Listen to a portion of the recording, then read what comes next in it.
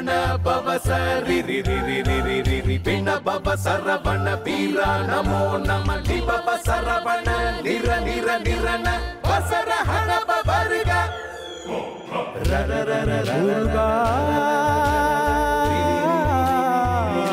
ಮುರುಗಾ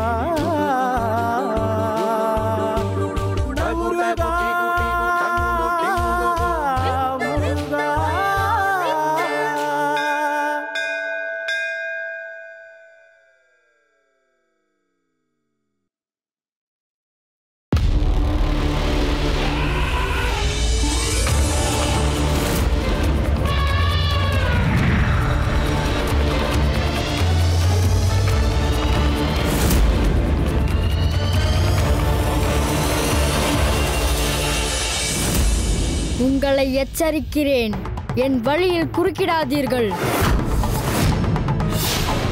என் வழியை விட்டு விலகிச் சென்று விடுங்கள். எங்களையா விலகி போகச் சொல்கிறாய்? இப்பொழுது பார்க்கலாம் எங்களிடம் இருந்து இப்பொழுது யார் உன்னை காப்பாற்றப் போகிறார்கள் என்று.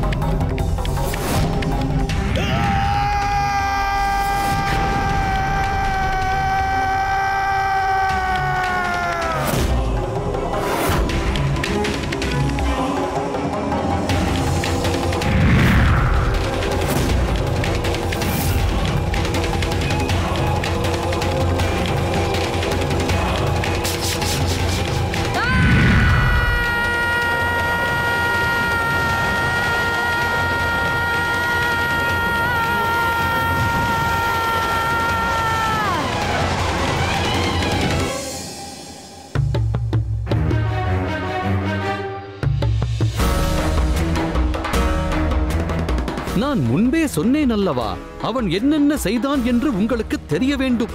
அதனால்தான் நான் அவன் வல்லமையை எளிதாக கருதிவிட வேண்டாம் என்று கூறினேன். அதையும் பார்த்து விடுவோம் நாரதரே. முதலில் அங்கு என்ன நடக்கிறது என்பதை தெரிந்து கொள்வோம்.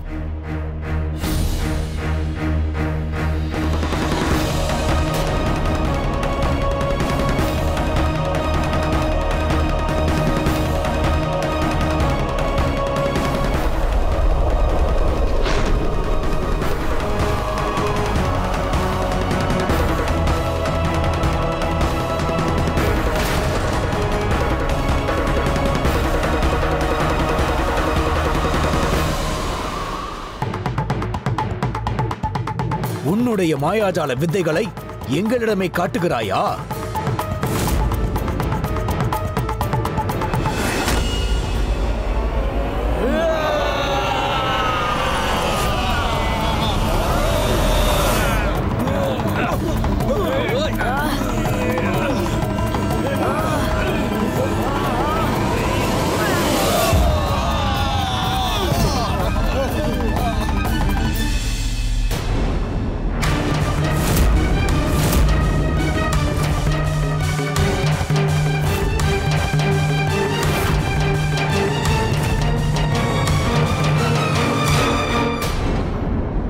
சுவாமி, முருகனின் இந்த தோற்றம் சந்தேகமே வேண்டாம் தேவி, இது வீரபத்ர தோற்றம்தான்.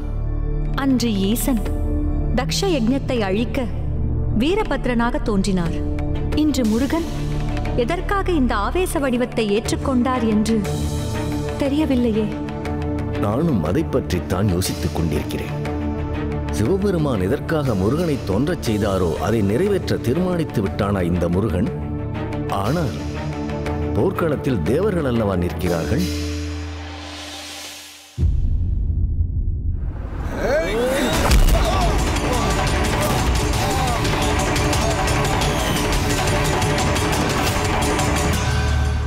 அசுரர்களை அழிக்கும் மிகச்சிறந்த ஆயுதமாக, அஸ்திரமாக என் மகன் திகழப் போகிறான். அதற்கு முன்பு தேவர்களுக்கு தன் வலிமையை உணர்த்த வேண்டிய அவசியம் அவனுக்கு ஏற்பட்டிருக்கிறது. உலகங்கள் அனைத்தும் அமைதியாய் நிலைக்க முருகனின் அவதாரம் நிகழ்ந்திருக்கிறது. தேவர்களுக்கு பாடம் புகட்டி தேவாதி தேவனாய், தேவர்களுக்கு தலைவனாய், எமது ருத்ராம்சமாய் முருகன் வலம் வரப்போகிறான்.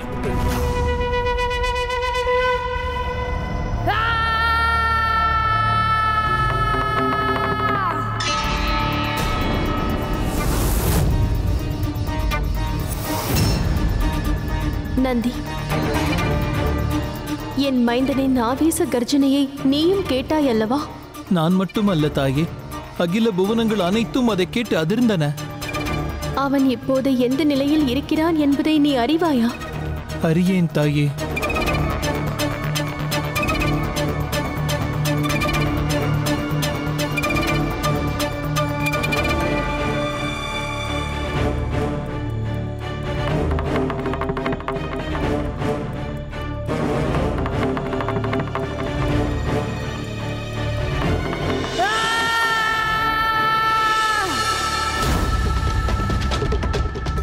நந்தி, நான் என் மகனை எந்த வடிவத்தில் காண நினைக்கிறேனோ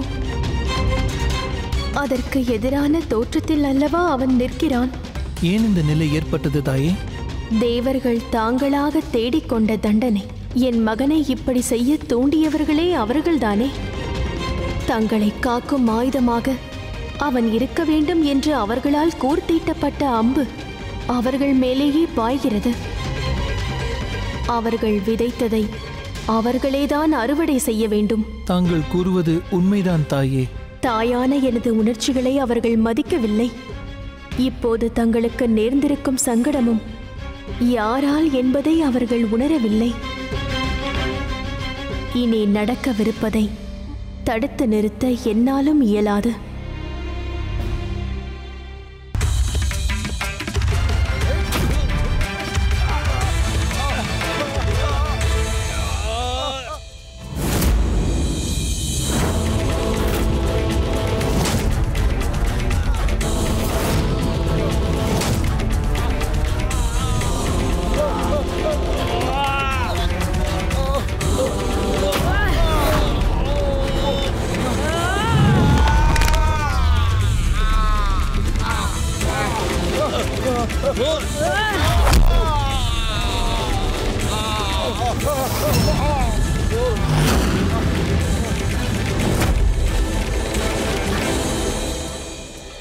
நான் இந்த பாலகனை பார்க்கும்போது எனக்கு ஒரு சந்தேகம் தோன்றுகிறது.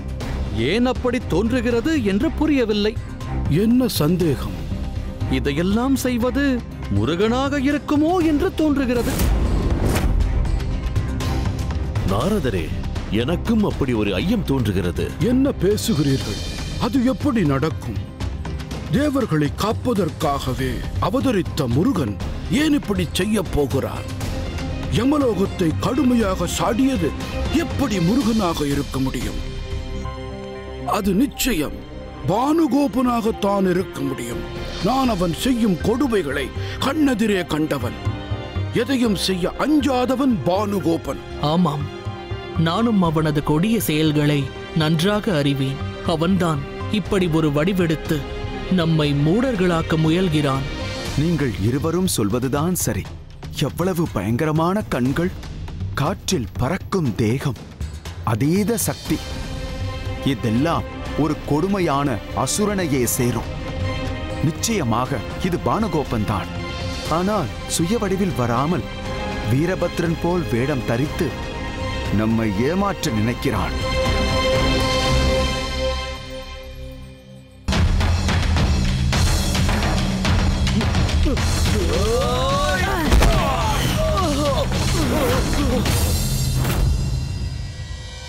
தேவர் தலைவா, அஷ்ட திசைகளில் யானைகள். இங்கு வந்திருப்பவனை எதிர்க்க முடியும் என்று நம்புகிறீர்களா? ஏன் இப்படி கேட்கிறீர்கள் விஸ்வகர்மா? அந்த யானைகள் என்ன பூமிகளிலும் காடுகளிலும் திரிந்து கொண்டிருக்கும் சாதாரண யானைகள் என்று நினைத்தீர்களா? அந்த 8 யானைகளும் நாங்கள் பரிபாலிக்கும் 8 திசைகளை பாதுகாப்பவை தேவலோக யானைகள். அவை ஒவ்வொன்றிற்குள்ளும் அஷ்டதிக்கு பாலகர்களின் தேவாம்சம் இருக்கிறது. தேவேந்திரா, நீ கூறுவதெல்லாம் சரிதான். ஆனால் எனக்கென்னவோ சந்தேகமாகவே இருக்கிறது. எவருக்கும் எந்த சந்தேகமும் தேவையில்லை. அந்த 8 திசை யானைகள் ஒவ்வொன்றும் 100 யானைகளின் பலம் கொண்டவை. அந்த சிறுவன் இவ்வளவு சக்தி வாய்ந்த யானைகளை தோற்கடிப்பது என்பது மிக மிக கடினம். கவனமாக பாருங்கள். அஷ்டதிக்கு யானைகள் பானுகோப்பனை எப்படி ஓட ஓட விரட்டுகின்றன என்பதை பாருங்கள்.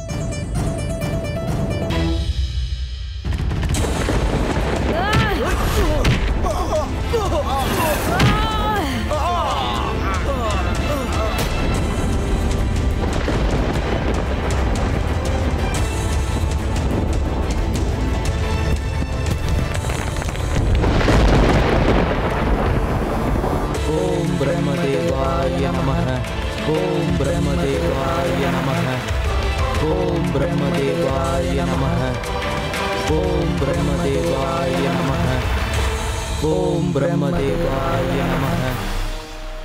வாதாபி, வில்வலா, கவலை கொள்ள வேண்டாம். எந்த காரணத்தை கொண்டும் தியானம் செய்வதை நிறுத்தாதீர்கள். யாரோ உங்கள் தவத்தை கலைக்க சதி செய்திருக்கிறார்கள். ஆனால் அது நடக்க நான் விடமாட்டேன். உங்களுக்கு பாதுகாப்பாக நான் இங்கேயே தான் இருக்கின்றேன். தொடர்ந்து தவம் செய்யுங்கள். இப்போது நாம் என்ன செய்வது?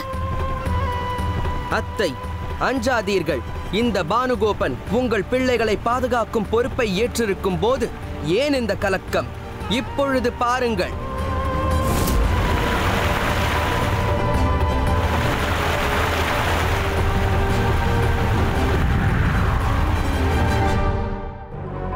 பானுகோபா, இப்போது நீ புரிந்த இந்த வீர செயலை பற்றி என் அண்ணன் சூரபத்மன் அறிந்தால் மெய்மறந்து போவார். மிகவும் மகிழ்ச்சி அடைவார். நம்மிடமும் தேவர்களுக்கு சமமான சக்தி மிகுந்த அஸ்திரங்கள் இருக்கின்றன. நமது சக்தி முருகனின் சக்திக்கு சமமான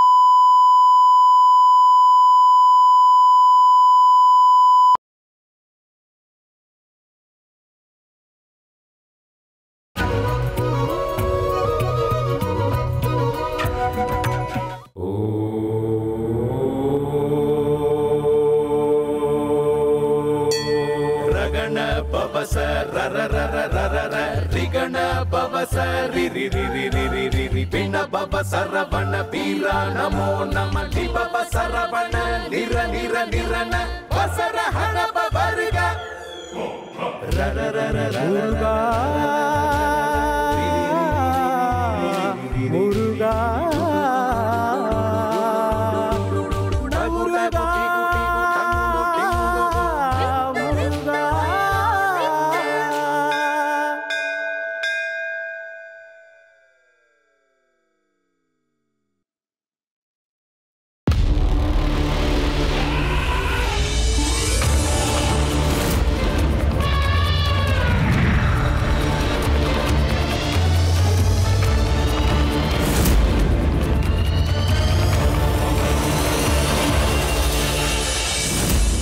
உங்களை எச்சரிக்கிறேன்.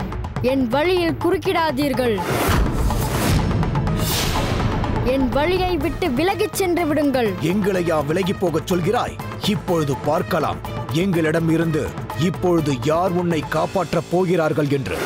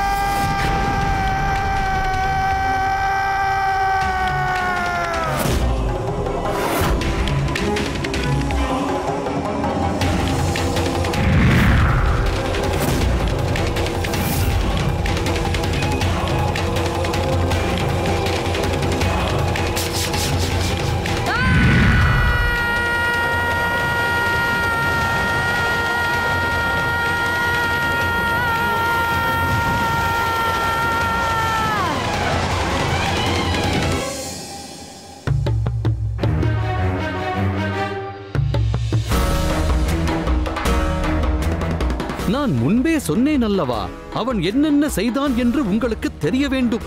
அதனால்தான் நான் அவன் வல்லமையை எளிதாக கருதிவிட வேண்டாம் என்று கூறினேன். அதையும் பார்த்து விடுவோம் நாரதரே. முதலில் அங்கு என்ன நடக்கிறது என்பதை தெரிந்து கொள்வோம்.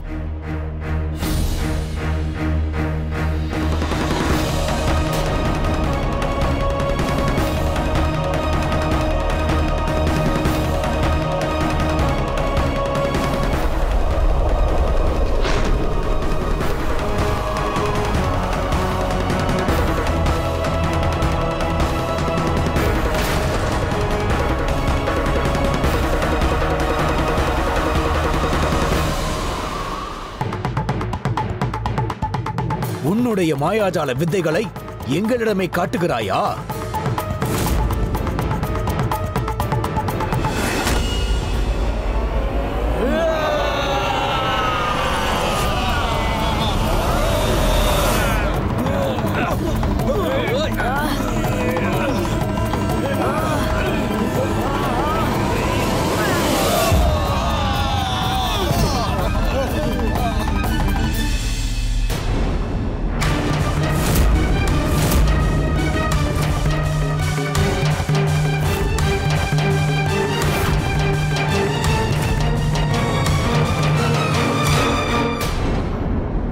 சுவாமி, முருகனின் இந்த தோற்றம்... சந்தேகமே வேண்டாம் தேவி, இது வீரபத்ர தோற்றம்தான். அன்று ஈசன் தக்ஷ யஜ்ஞத்தை அழிக்க வீரபத்ரனாக தோன்றினார். இன்று முருகன் எதற்காக இந்த ஆவேச வடிவத்தை ஏற்றுக்கொண்டார் என்று தெரியவில்லையே. நானும் அதை பற்றித்தான் யோசித்துக் கொண்டிருக்கிறேன். சிவபெருமான் எதற்காக முருகனை தோன்றச் செய்தாரோ அதை நிறைவேற்ற தீர்மானித்து விட்டானா இந்த முருகன்? ஆனால் போர்க்களத்தில் தேவர்கள் அல்லவா நிற்கிறார்கள்?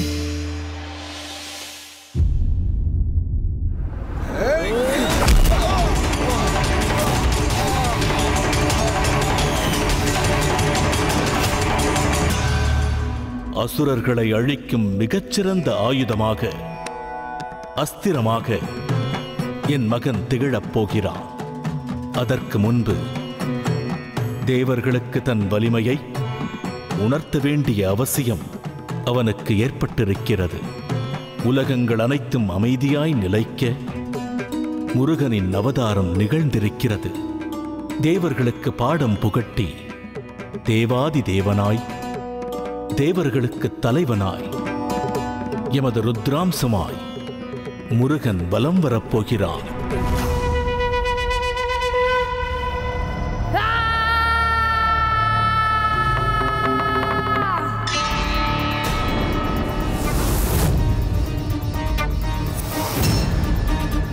நந்தி,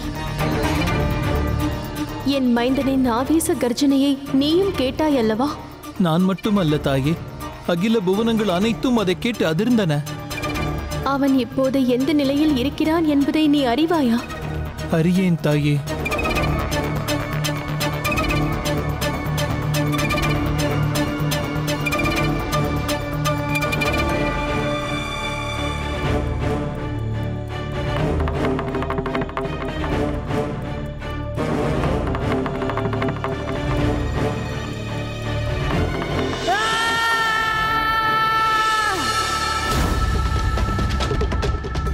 நந்தி, நான் என் மகனை எந்த வடிவத்தில் காண நினைக்கிறேனோ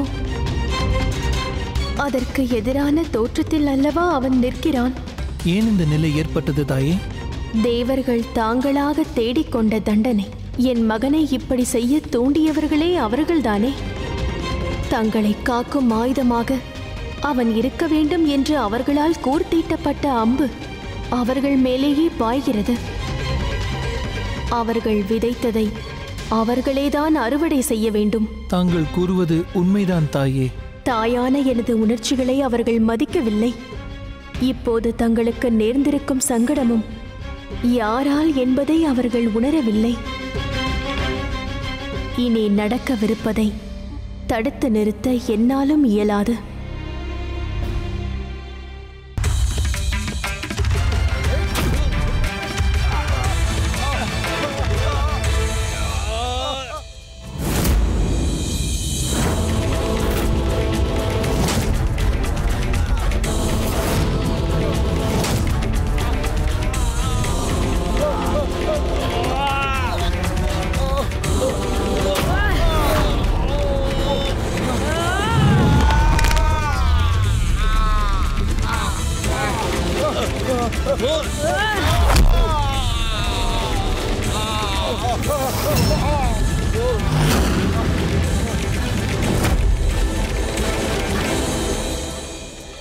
நான் இந்த பாலகனை பார்க்கும்போது எனக்கு ஒரு சந்தேகம் தோன்றுகிறது. ஏன் அப்படி தோன்றுகிறது என்று புரியவில்லை. என்ன சந்தேகம்? இதையெல்லாம் செய்வது முருகனாக இருக்குமோ என்று தோன்றுகிறது.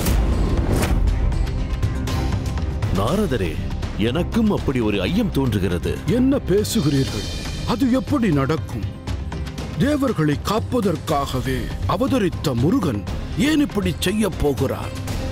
யமலோகத்தை கடுமையாக சாடியது எப்படி முருகனாக இருக்க முடியும்? அது நிச்சயம் பானுகோபனாகத்தான் இருக்க முடியும். நான் அவன் செய்யும் கொடுமைகளை கண்ணெதிரே கண்டவன். எதையும் செய்ய அஞ்சாதவன் பானுகோபன். ஆமாம், நானும் அவனது கொடிய செயல்களை நன்றாக அறிவேன். அவன்தான் இப்படி ஒரு வடிவெடுத்து நம்மை மூடர்களாக்க முயல்கிறான். நீங்கள் இருவரும் சொல்வதுதான் சரி.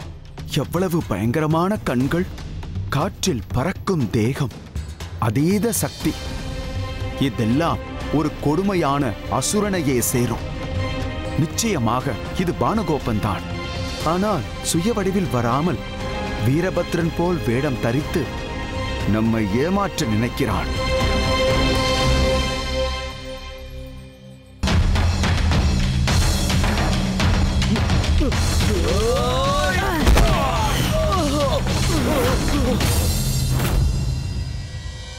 தேவர் தலைவா, அஷ்ட திசைகளில் யானைகள். இங்கு வந்திருப்பவனை எதிர்க்க முடியும் என்று நம்புகிறீர்களா? ஏன் இப்படி கேட்கிறீர்கள் விஸ்வகர்மா? அந்த யானைகள் என்ன பூமிகளிலும் காடுகளிலும் திரிந்து கொண்டிருக்கும் சாதாரண யானைகள் என்று நினைத்தீர்களா? அந்த 8 யானைகளும் நாங்கள் பரிபாலிக்கும் 8 திசைகளை பாதுகாப்பவை தேவலோக யானைகள். அவை ஒவ்வொன்றிற்குள்ளும் அஷ்ட திக்கு பாலகர்களின் தேவாம்சம் இருக்கிறது. தேவேந்திரா, நீ கூறுவதெல்லாம் சரிதான். ஆனால் எனக்கென்னவோ சந்தேகமாகவே இருக்கிறது. எவருக்கும் எந்த சந்தேகமும் தேவையில்லை. அந்த 8 திசை யானைகள் ஒவ்வொன்றும் 100 யானைகளின் பலம் கொண்டவை. அந்த சிறுவன் இவ்வளவு சக்தி வாய்ந்த யானைகளை தோற்கடிப்பது என்பது மிக மிக கடினம். கவனமாக பாருங்கள். அஷ்டதிக்கு யானைகள் பானுகோபனை எப்படி ஓட ஓட விரட்டுகின்றன என்பதை பாருங்கள்.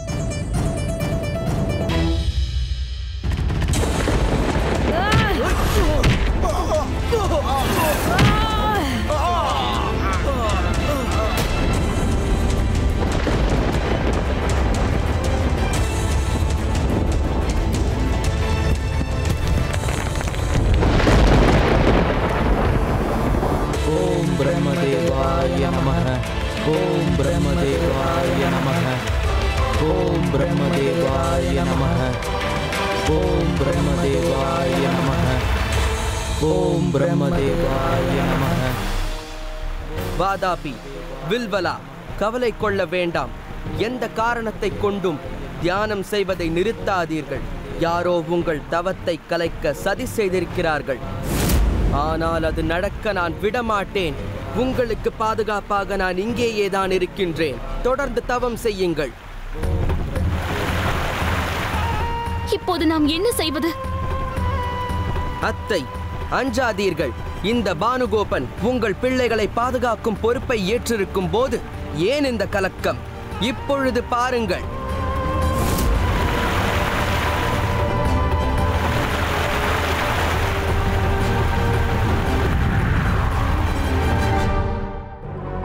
பானுகோபா, இப்போது நீ புரிந்த இந்த வீர செயலை பற்றி என் அண்ணன் சூரபத்மன் அறிந்தால் மெய்மறந்து போவார். மிகவும் மகிழ்ச்சி அடைவார். நம்மிடமும் தேவர்களுக்கு சமமான சக்தி மிகுந்த அஸ்திரங்கள் இருக்கின்றன. நமது சக்தி முருகனின் சக்திக்கு சமமானது என்பதை அவர் புரிந்து கொள்வார்.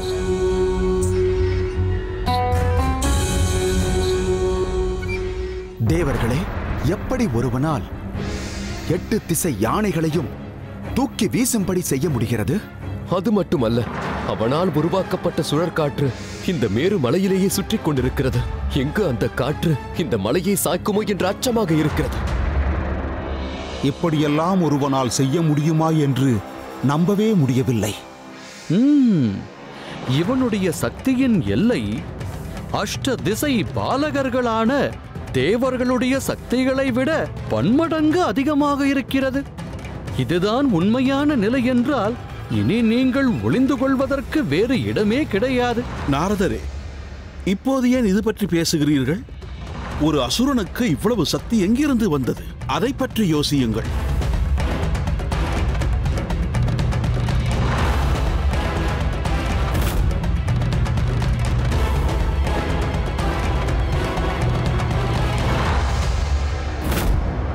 இது என்ன அதிசயம்? ஒரு அசுரனுக்கு எவ்வளவு பிரதாபம் எங்கிருந்து வந்தது? அவன் அஷ்டதிக் கஜங்களை தூக்கி எறிந்தது நிஜம்தானா? இப்படியும் ஒருவனால் செய்ய முடியுமா? மதம் கொண்ட யானைகளிடம் மோதினால் அவை வதம் செய்துவிடும் என்று தெரிந்தே எதிர்த்து நின்று போராடுவது வியப்பாக இருக்கிறது. இதில் அதிசயம் ஒன்றுமில்லை. வந்திருப்பவன் நிச்சயம் அசுர சக்தி கொண்டவன்தான். நம் அனைவரையும் அழித்துவிட வந்தவன்தான். என் மகன் முருகனின் செயல் ஒவ்வொன்றும் எனக்கு வியப்பை ஏற்படுத்துகிறது. இப்போது அவன் அந்த அஷ்ட கஜங்களை என்ன செய்ய போகிறான்? எனக்கு ஏதும் விளங்கவில்லையே.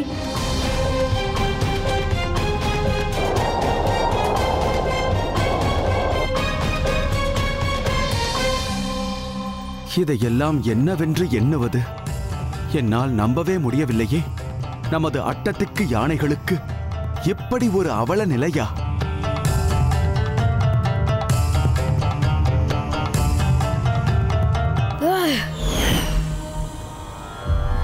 முருகா, நீ ஏன் செய்கிறாய்? ஏன் இப்படியெல்லாம் செய்கிறாய்? நான் உனக்கு போதித்தது என்ன? நீ இங்கு சாதிப்பது என்ன? நான் உனக்கு அன்பை போதித்தால் ஆங்காரத்தோடு நிற்கிறாய். அமைதியை போதித்தால் ஆவேசத்தோடு போர் புரிகிறாய். அஹிம்சையை தானே நான் உனக்கு போதித்தேன். நீ ஹிம்சையை என் கையில் எடுத்துக்கொண்டாய். உன்னுடைய இந்த போரிடும் குணம் உன்னுடைய அடையாளத்தையே மாற்றிவிட்டதே.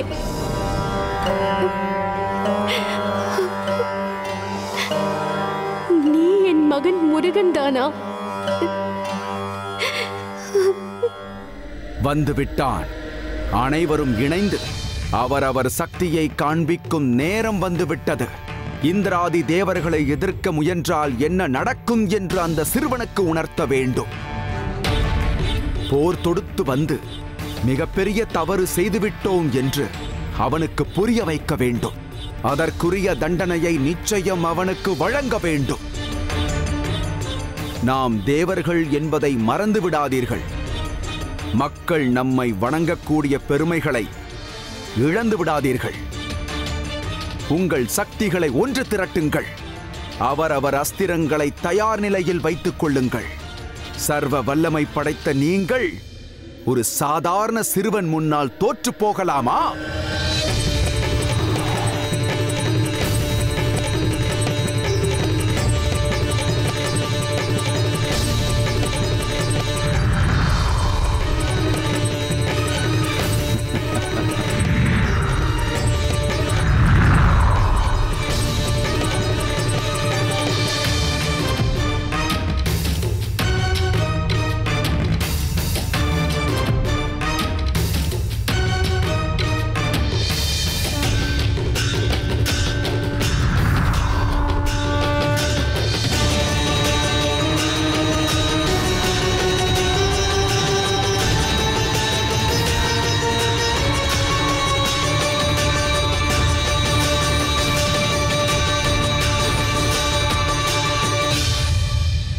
அனைவருக்கும் நினைவிருக்கட்டும், ஒருவேளை பானுகோபன் தான் இப்படி மாறுவேடத்தில் வருகிறான் என்றால் அவன் கையில் பிரம்மதேவர் தந்த பிரம்மாஸ்திரம் இருக்கிறது. மறக்க வேண்டாம். இருக்கட்டும் விஸ்வகர்மா. அதை அவன் பயன்படுத்த சந்தர்ப்பமே தரக்கூடாது. அனைவரும் ஒரே நேரத்தில் நம் ஆயுதங்களை எய்தால் அவனால் பிரம்மாஸ்திரத்தை தொடக்கூட முடியாது. அதன் பிறகு நாம் அவனை எளிதில் வென்றுவிடலாம்.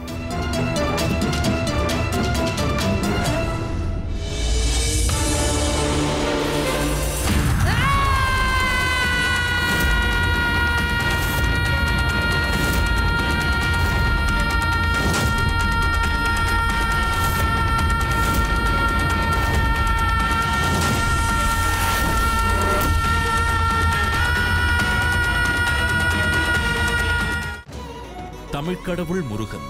ஒரு சிறிய இடைவேளைக்கு பின் தொடரும்.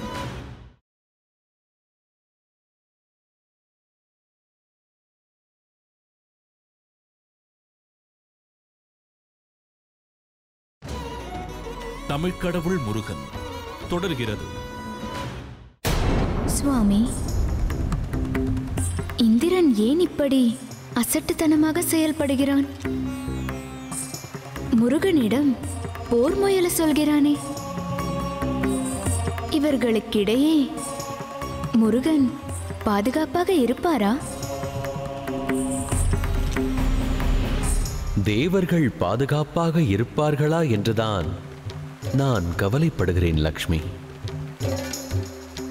முருகன் என்று அறியாமல் போருக்கு அழைக்கிறார்கள். அது அவர்களுக்கு சங்கடத்தை ஏற்படுத்தும்.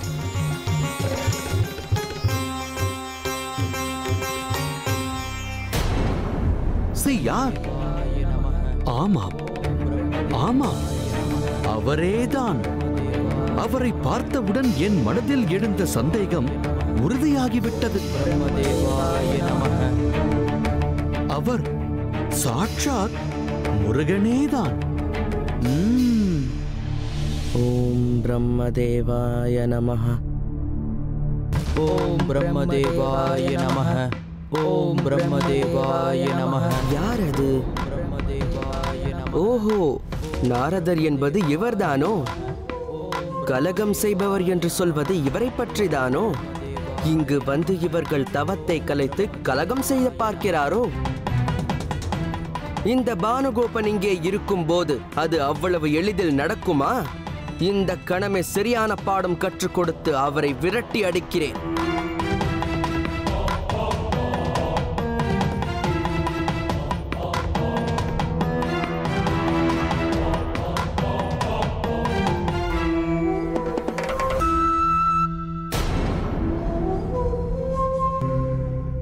இனியும் நான் இங்கிருந்தால் எனக்குத்தான் ஆபத்து.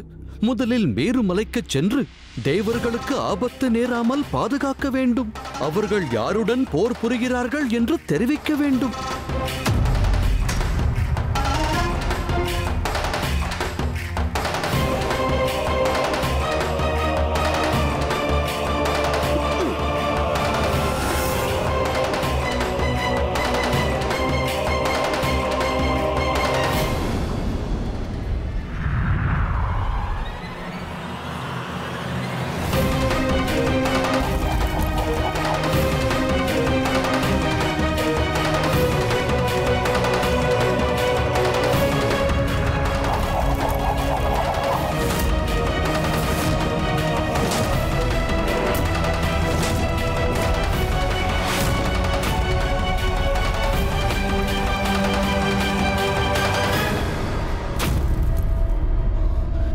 இது எப்படி சாத்தியம்? எனக்கே உரிய சக்கரம் எதிரியின் விரல்களில் எப்படி அடைக்கலமானது?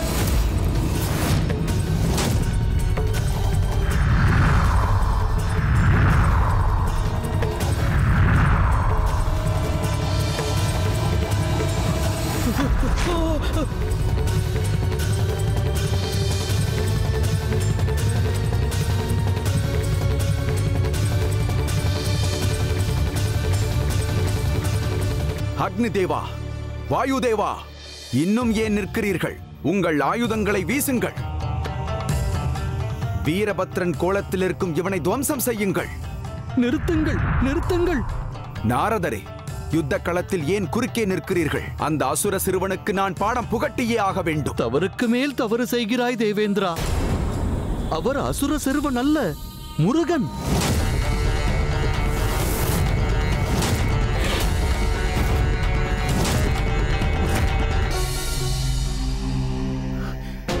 ஏன் இப்படி திரும்ப திரும்ப அதையே சொல்லி எங்களை பலவீனப்படுத்த பார்க்கிறீர்கள்? தேவர்களை காக்க பிறந்த முருகன் தேவர்களோடு போர் புரிவாரா? எங்களை அழிக்க முயல்வாரா? அவர் உங்களை அழிக்க எண்ணவில்லை. நீங்கள்தான் அழிவை தேடிச் செல்கிறீர்கள். என்னை நம்புங்கள், நான் கூறுவதை கேளுங்கள். பானுகோபன் வனத்தில் இருக்கிறான். அஜமுகியின் பிள்ளைகள் தவம் புரிவதற்கு காவலாக நிற்கிறான். இல்லை, நான் நம்ப மாட்டேன். நாரதரே, இதெல்லாம் உங்கள் பிரமை. சற்று விலகி நில்லுங்கள். போதும் நாரதரே, நீங்கள் ஏதோ ஒரு காரணத்திற்காக அவனை காப்பாற்ற நினைக்கிறீர்கள். அவன் வேடமிட்டு கபட நாடகம் ஆடுகிறான். சூரியனுக்கும் வருணனுக்கும் என்ன நேர்ந்தது என்று தெரிந்தால் நீங்கள் இப்படி பேச மாட்டீர்கள். அன்று சூரியனை களவாடிச் சென்ற இவன் இன்று போரில் சூரியனை மயங்கி விழச் செய்து விட்டான். இந்த விவாதத்தை நிறுத்துங்கள்.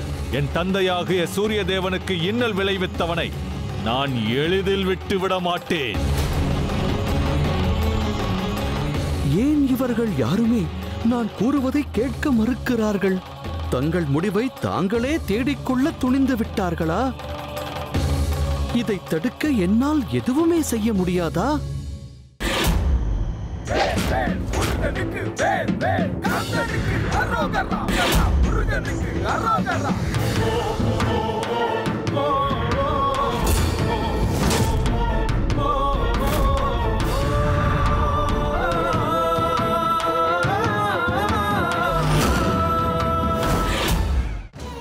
தமிழ்க்கடவுள் முருகன் ஒரு சிறிய இடைவேளைக்கு பின் தொடரும்.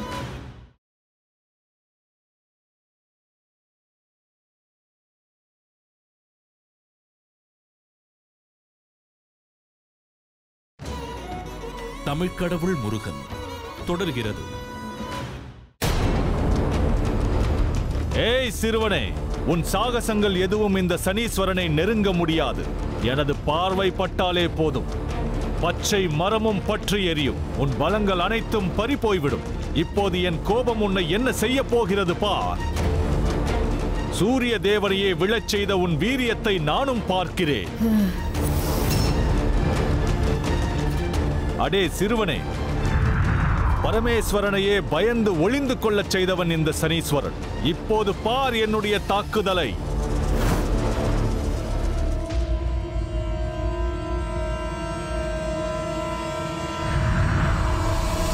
நாராயண நாராயண.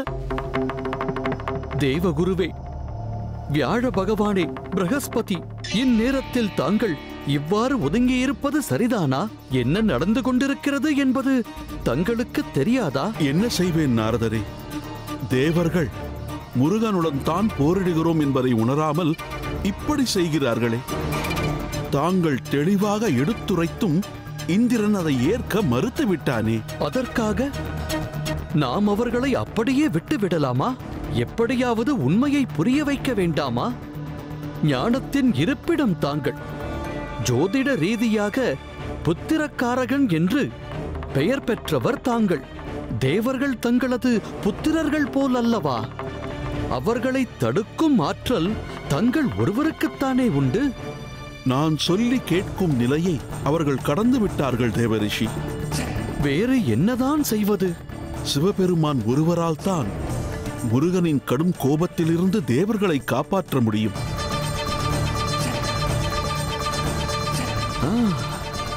நாராயண நாராயண.